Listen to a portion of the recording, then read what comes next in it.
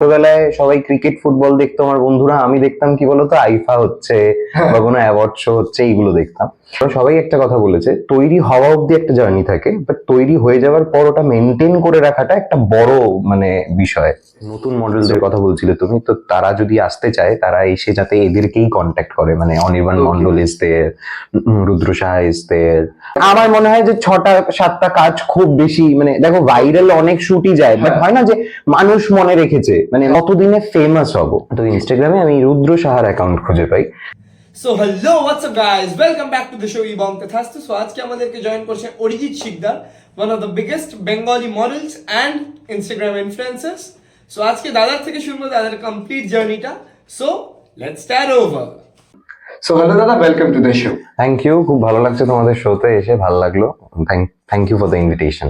So আজকে দাদার থেকে জানবো দাদার টোটাল কমপ্লিট জার্নিটা ফ্রম নর্মাল স্টুডেন্ট, এইচএস এর পরে দাদার জার্নি স্টার্ট হয়েছে। তো সেখান থেকে আজকে দাদাকে আমরা দেখতে পাচ্ছি one of the biggest models of West Bengal and other than that one of the biggest influencers. So total জার্নিটা আজ শুনবো দাদার কাছ থেকে। ছিল অ্যাকচুয়ালি আফটার এইচএস। Okay. আমি ইচ্ছা তো ছিল অনেক দিন ধরে, মানে ছোটবেলায় সবাই ক্রিকেট ফুটবল দেখতো আমার বন্ধুরা, আমি দেখতাম কি বলতো আইফা হচ্ছে বা কোনো অ্যাওয়ার্ড শো হচ্ছে, এইগুলো দেখতাম।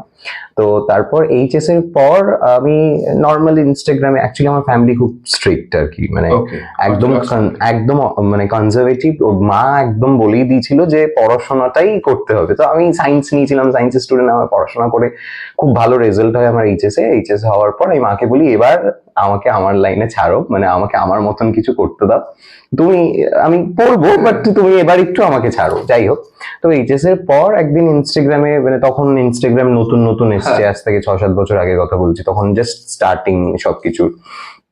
তো ইনস্টাগ্রামে আমি রুদ্র সাহার অ্যাকাউন্ট খুঁজে পাই। তো স্টাইলিস্ট রুদ্র সাহা। হ্যাঁ, স্টাইলিশ ডিজাইনার রুদ্র সাহা।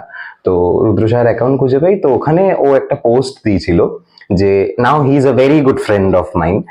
তো ওখানে একটা পোস্ট দিয়েছিল যে লুকিং ফর মডেলস, ঠিক আছে। তো আমি ওটাতে অ্যাপ্লাই করি and then we started talking, and তার 6 মাস বাদে আমাদের প্রথম শ্যুটটা হয়, and that's how my journey started. আর তারপর থেকে শুট, হ্যাঁ, ups and downs were there, মানে it was not bed of roses for me. মানে অনেক খাটাখাটনি করে আজকে যা করতে, এখনো খাটছি, ইনফ্যাক্ট মানে সারা জীবন খাটবো। কারণ আমার একটা জিনিস মনে হয়, I have seen interviews of Shahrukh Khan and Prosenjit Chattopadhyay, মানে আমাদের কলকাতাতে, ওরা সবাই একটা কথা বলেছে, তৈরি হওয়া অব্দি একটা জার্নি থাকে, বাট তৈরি হয়ে যাওয়ার পর ওটা মেনটেন করে রাখাটা একটা বড় মানে বিষয়। সো এটাই। সো তুমি অনেক বড় ব্র্যান্ডের সাথেও কাজ করেছো, সো সেই এক্সপিরিয়েন্সটা যদি একটু শেয়ার করো। ব্র্যান্ডের সাথে কাজ করার এক্সপিরিয়েন্স খুব ভালো। দেখো, ইনস্টাগ্রামটা স্ট্রং হওয়ার পর, মানে অ্যাকচুয়ালি আমার মডেলিং জার্নিটা শুরু হয় যখন, তখন ইনস্টাগ্রাম ছিল না, মানে এরম ভাবে ছিল না, মানে ইনস্টাগ্রামে এত বেশি রিল বা কিছু এগুলো ছিল না। তো তারপর ধীরে ধীরে আমি 2022 এন্ড থেকে I started using Instagram seriously, and then মানে ইট অল হ্যাপেন, মানে সব ভালো হলো তারপর থেকে আর কি, মানে people got to know me ওই টাইমটার পর থেকে। তো ইনস্টাগ্রাম আসার পর অ্যাকচুয়ালি ব্র্যান্ডের কাজগুলো আসা শুরু হয়, বিভিন্ন ব্র্যান্ড, যেরকম মান্যাওয়ার হোক বা যাই হোক, মানে যারাই থাকুক না কেন, সব ব্র্যান্ড এভাবেই আসে। তো ব্র্যান্ডের সাথে কাজ করার এক্সপিরিয়েন্স সবসময় খুব ভালো। তো তুমি ধরো যারা এখন বিগিনার্স, লাইক বিগিনার্সও আমি বলবো না, যারা স্টার্টও করেনি এখনো, so how would you tell them, মানে তারা কি করে আসতে পারে এই লাইনে, বা তাদের কি আসা উচিত হবে?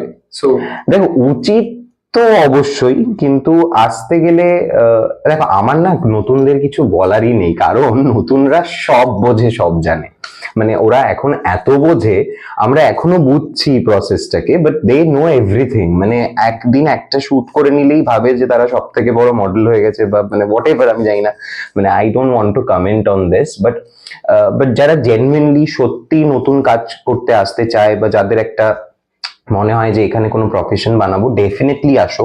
And this journey is beautiful. মানে প্রত্যেকটা মানুষেরই নিজের কাজের প্রতি যদি ভালোবাসা থাকে তাহলে সেই জার্নিটা সুন্দর হয়।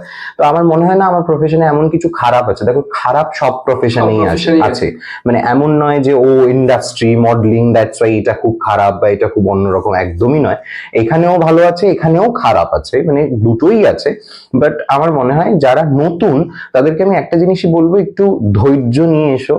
মানে ধৈর্য ইজ দ্য কি, মানে একদম এখানে থেকে যাবার এক চাবিকাঠি হচ্ছে ধৈর্য। ধৈর্য থাকলে আমার মনে হয় বাকি জার্নিটা খুব স্মুথলি হবে। বিকজ সব সময় যে খুব ভালো কাজ হবে তা নয়।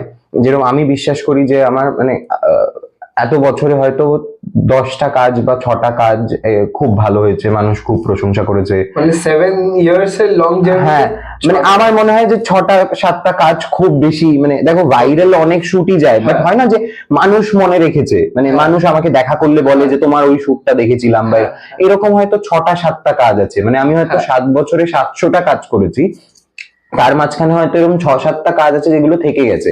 তো মানে ওরম ভাবে হবে না যে আমি প্রত্যেকটা কাজ করব, সবকটাই ভাইরাল হয়ে যাবে, সবকটাই ফেমাস হয়ে যাবে, এরকম হয় না। মানে অ্যাকচুয়ালি কাজ করতে থাকতে হবে, আর তোমাকে ওই ধৈর্যটাও রাখতে হবে যে ঠিক একদিন হবে। কারণ এখন যারা আসে, অনেক নতুন মডেল আছে যারা আমার সাথে কথা বলে, তাদের সবার একটা বিষয় আছে যে কতদিনে ফেমাস হব। You need to understand.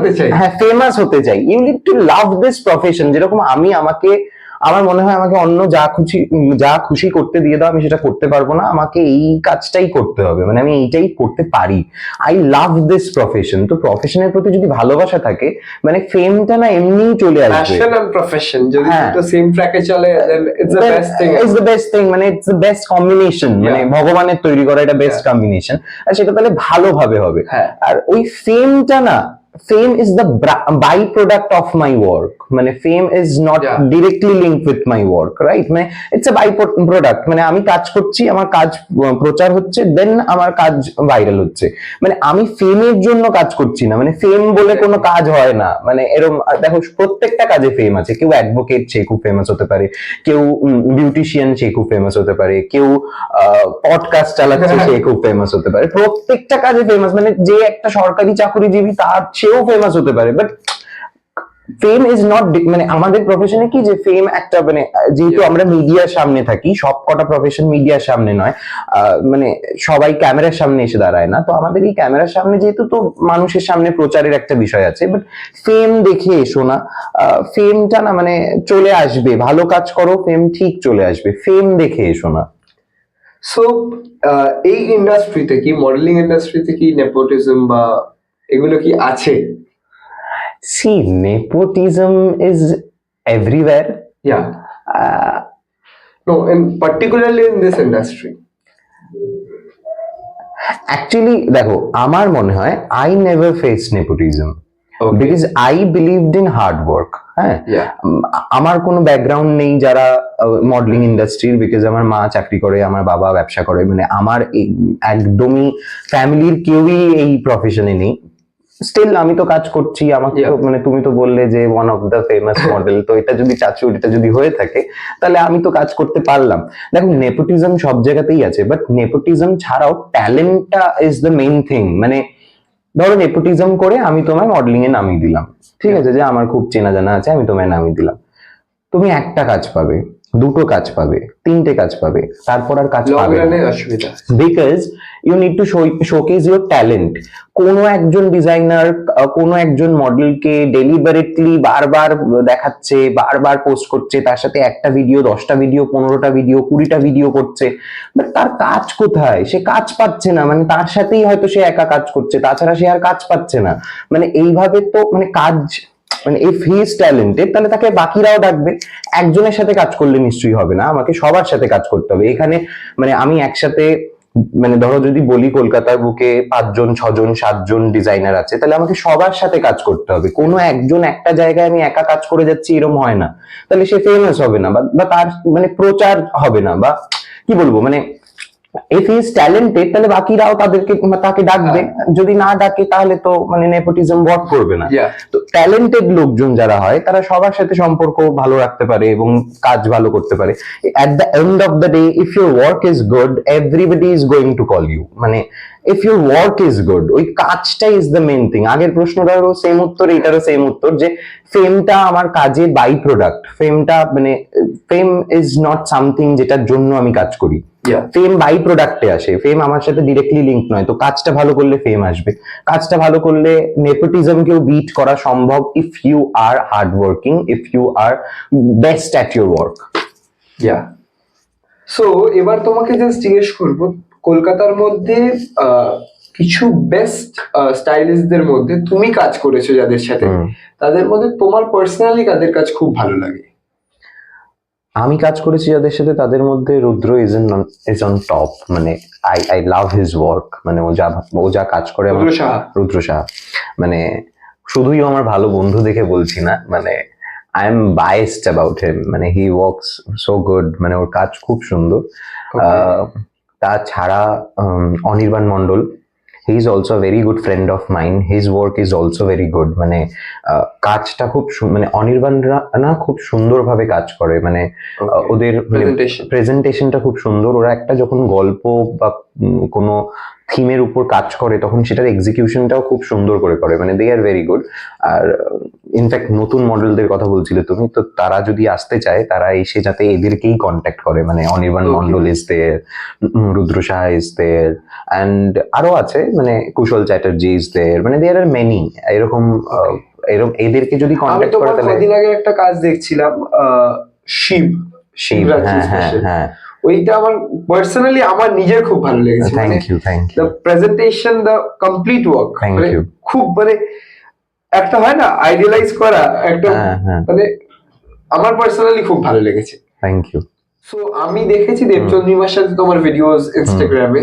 So এখন একটা টপিক খুব ইনস্টাগ্রামে আমরা দেখছি বা ইন্টারনেটে আমরা দেখতে পাচ্ছি। সো তোমার এই বিষয়তে তোমার কি মন্তব্য? দেখো, আমার আলাদা করে কোনো মন্তব্য নেই। বাকিদের যা মন্তব্য আমারও তাই মন্তব্য। যেই ছেলেটিকে নিয়ে এতগুলো কথা হচ্ছে তার নিশ্চয়ই কোনো দোষ আছে, না হলে তো এতগুলো মানুষ পাগল নয়। বা দেবচন্দ্রিমাকে যতটা আমি চিনি, ও এমনি একটা ভিডিও পোস্ট করার মতন মেয়ে নয়। মানে শি ইজ লিটারালি অ্যাংরি, তার জন্যই পোস্টটা করেছে। আর কিরণ মজুমদারের যে ভিডিওটা দেখে এই জিনিসটা শুরু হয়েছে। তো কোনো মেয়ের সাথে, আমি এটা শুধু কিরণ দেবচন্দ্রিমা বলে বলবো না, কোনো মেয়ের সাথে এই জিনিসটা হওয়া উচিত না। কোনো মেয়ে কেন, কোনো ছেলের সাথেও এই জিনিসটা হওয়া উচিত না। Insensitive partner is very harmful. মানে ইনসেনসিটিভ পার্টনার যদি হয় কারোর, তাহলে সেটা সাংঘাতিক একটা বিষয়। আর কেউ যদি কাউকে, এইটা আমি আমার দর্শকের উদ্দেশ্যেও বলতে চাই, কোনো সম্পর্কে, মানে এটা আমার পার্সোনাল এক্সপিরিয়েন্স থেকেও বলছি, কোনো সম্পর্কে নিজের পার্টনারকে পাগল, ডিলিউশনে আছে, এই ধরনের কথাবার্তা যারা বলে তাদের সাথে প্লিজ যেদিন যেখানে দেখবেন বেরিয়ে আসবেন সম্পর্ক ছেড়ে। মানে কোনো দরকার নেই, বিশ্বাস করুন, জীবনটা খুব সুন্দর, আরো অনেক কিছু আছে জীবনে। মানে এরকম টক্সিক পার্টনার দেখলেই বেরিয়ে আসবেন। মানে এইগুলো যারা বলে তো মানে খারাপই। তো আমার মনে হয় এই বিষয়টা নিয়ে জল ঘোলা না করে, যার দোষ তাকে ফেমাস না করে কোনোভাবেই, মানে আমরা কি করছি, মানে এই আলোচনাটা করতে গিয়ে যার দোষ তাকে আমরা ফেমাস করে ফেলছি। বা ইনস্টাগ্রাম, ফেসবুকে আমি দেখছি যে তাকে নিয়ে খুব, সে বাড়িতে বসে হয়তো ভাবছে ওরে বাবারে বাবা, মানে আমি তো খুব, মানে আমার তো খুব নাম চলছে, নেগেটিভ পাবলিসিটি, হ্যাঁ হাম ভাইরাল হবে। তো সেইটা না করে আমার মনে হয় তাকে কেটে বাদ দিয়ে দিন, remove that, don't entertain that person, that's it. So আজকে দাদার সাথে অনেক কথা হলো, অনেক কিছু শুনলাম, অনেক কিছু জানলাম। সো আশা করি তোমাদের ভিডিওটা ভালো লেগেছে। তোমাদের ভিডিওটা ভালো লাগলে লাইক করবে, শেয়ার করবে, সাবস্ক্রাইব করবে আমাদের চ্যানেলটা, আর পাশে থাকা বেল আইকনটা বাজিয়ে দেবে ফর লেটেস্ট আপডেট। এন্ড দাদার ইনস্টাগ্রাম প্রোফাইলের লিংক ডেসক্রিপশন বক্সে আছে, so follow him. Thank you. Bye by.